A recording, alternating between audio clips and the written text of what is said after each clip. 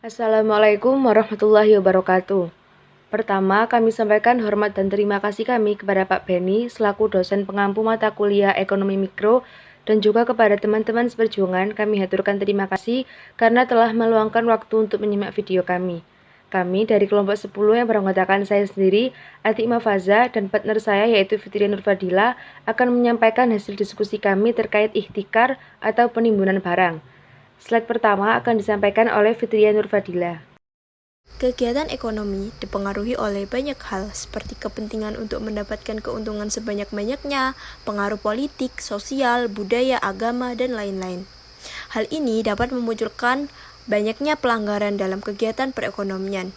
Salah satunya yaitu penimbunan barang atau ihtikar. Penimbunan barang merupakan tindakan merusak mekanisme pasar dengan menimbun atau menyimpan satu jenis barang yang dibutuhkan dan mengatur harga semaunya karena kelangkaan barang tersebut di pasaran. Hukum menimbun barang dapat dilihat dari tujuan pelaku. Apabila penimbun sebagai proses pendistribusian barang dari produsen ke konsumen, maka itu diperbolehkan. Namun, jika tujuan pelaku adalah untuk menciptakan kelangkaan dan menaikkan harga, maka hal itu sangat dilarang dalam Islam. Selain itu, penimbun barang juga memiliki syarat, yaitu barang yang ditimbun merupakan barang yang dibutuhkan masyarakat, dan menimbun dilakukan dengan tujuan mendapatkan keuntungan atas harga normal. Hal ini agama Islam sangat keras menentang dan juga mengatur hukum ihtikar atau penimbunan barang. Hal ini dilakukan karena dampak yang ditimbulkan sangat besar. Ketika permintaan pasar meningkat sedangkan barang terbatas, harga barang akan melambung naik. Kenaikan harga suatu barang akan berdampak pada meningkatnya harga barang lain. Contohnya yaitu meningkatnya harga bensin dapat berpengaruh pada harga cabai, beras, telur, dan lain-lain. Hal ini dikarenakan bensin merupakan bahan bakar yang digunakan untuk mendistribusikan barang-barang tersebut, sehingga dengan adanya ihtikar ini akan merugikan sebagian kelompok manusia dan hanya menguntungkan sebagian kecil manusia atau pelaku. Faktor yang memicu terjadinya penimbunan barang yang pertama yaitu keunikan bahan atau sumber daya yang dimiliki produsen, sehingga hanya produsen tersebut yang dapat memenuhi kebutuhan pasar. Kedua, kebijakan pemerintah mengeluarkan keputusan untuk membantu melindungi industri dalam negeri terhadap barang yang memang dibutuhkan. Kebijakan ini berisikan hak monopoli, yang artinya hanya perusahaan yang ditunjuk yang boleh menghasilkan suatu produk tersebut. Ketiga, pasar yang kecil sangat memungkinkan untuk para produsen memulai berbisnis, namun persentase mendapat keuntungan sangat kecil, seperti listrik, transportasi, dan lain-lain. Selanjutnya yaitu rumusan masalah. Yang pertama yaitu bagaimana dampak adanya ihtikar atau penimbun barang. Yang kedua, bagaimana kebijakan pemerintah untuk menangani ihtikar atau penimbunan barang. Dampak ihtikar atau penimbunan barang. Penimbunan atau ihtikar merupakan kegiatan yang dilakukan oleh produsen ataupun distributor dalam menimbun barang yang biasanya dilakukan agar terjadi kelangkaan. Tujuan utamanya yaitu agar harga menjadi naik dan produsen atau distributor tersebut bisa mengambil keuntungan sebanyak-banyaknya. Dampak dari ihtikar ini yaitu akan mengacaukan perekonomian masyarakat karena mahalnya barang-barang pokok yang menjadi kebutuhan manusia. Berdasarkan hukum ekonomi, semakin sedikit persediaan barang di pasar, maka harga barang semakin naik dan permintaan terhadap barang semakin berkurang. Nah, ketika terjadi kondisi seperti ini, produsen dapat menjual barangnya dengan harga yang lebih tinggi dari harga normal, sementara konsumen akan menderita kerugian. Penimbunan barang dapat memicu inflasi, yaitu suatu kondisi di mana harga meningkat. Namun, tidak semua kenaikan harga dapat disebut dengan inflasi. Kenaikan harga dikatakan inflasi apabila terjadi secara terus-menerus dan berdampak pada yang lain. Misalnya, harga BBM atau bensin yang naik, maka akan ada kemungkinan harga cabai atau barang-barang pokok yang lain juga akan naik. Hukum ihtikar dalam Islam yaitu haram karena akan menyengsarakan umat. Meskipun tidak dijelaskan secara jelas terkait hukuman perilaku ihtikar, namun dosa tersebut akan ditimbang dan memberatkan di akhirat kelak. jual beli memang bertujuan untuk memenuhi kebutuhan bagi sang pembeli dan bagi penjual, yaitu untuk mendapatkan keuntungan sebesar-besarnya. Namun, apabila mendapat keuntungan melalui penimbunan barang, maka termasuk menyalahi aturan perdagangan. Karena dampak ihtikar bukan hanya kelangkaan barang, tetapi juga kenaikan harga, baik pada produk yang ditimbun maupun pada produk lain yang berhubungan dengan barang yang ditimbun. Selanjutnya yaitu membahas tentang kebijakan pemerintah untuk menangani ihtikar atau penimbunan barang. Suatu negara bertugas untuk mengawasi pasar untuk memastikan kegiatan ekonomi berjalan dengan lancar dan adil.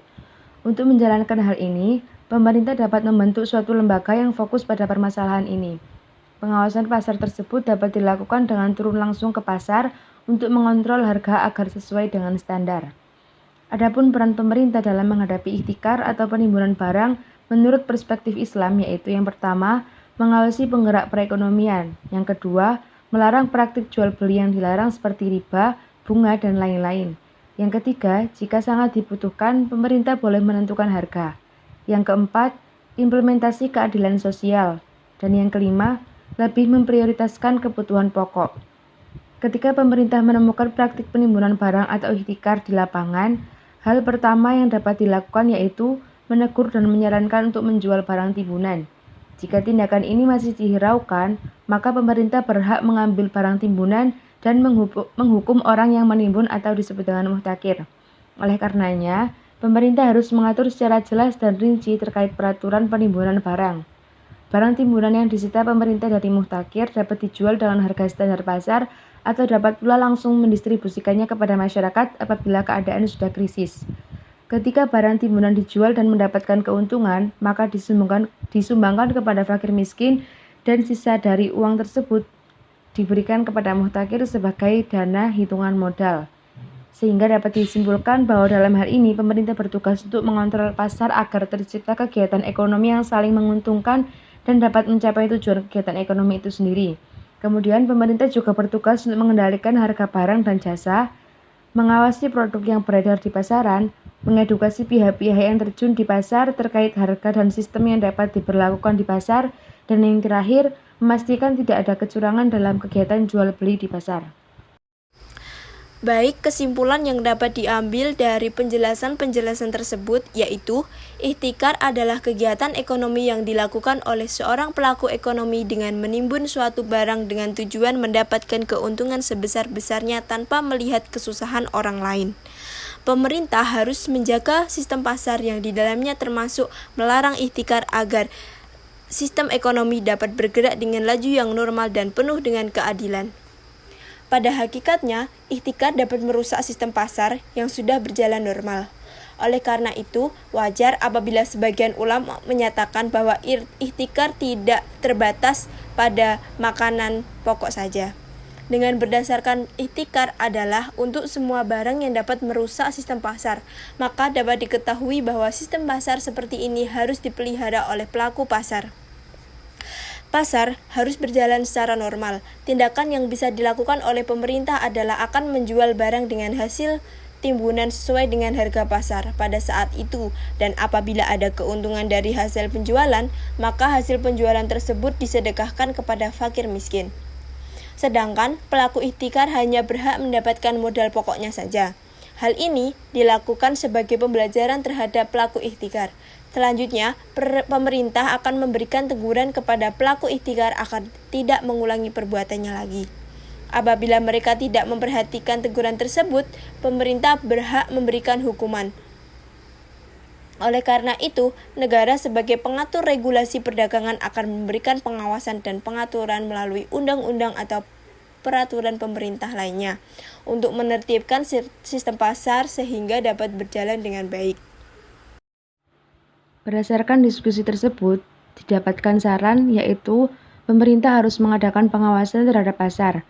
Pengawasan pasar ini berguna untuk menjamin berjalannya mekanisme pasar secara sempurna. Oleh karena itu, pemerintah harus menjaga sistem pasar yang di dalamnya termasuk melarang ihtikar bagi para pelaku pasar. Dengan begitu, sistem pasar akan berjalan dengan baik dan sistem ekonomi dapat bergerak dengan laju yang normal dan penuh keadilan. Untuk menumbuhkan sistem ini, maka para pelaku pasar dan pengawas pasar harus mendasarkan diri pada agama atau adanya kepercayaan dan menjalankan semua aturan agama, sehingga semua sistem yang berkaitan dengan pasar akan berjalan dan mencapai kebaikan bersama. Sekian presentasi dari kelompok 10. Apabila ada kesalahan mohon dimaafkan, dan apabila ada pertanyaan mohon disampaikan ketika kelas berlangsung. Wabillahi taufiq wal hidayah wa ridha wal inayah. Wassalamualaikum warahmatullahi wabarakatuh.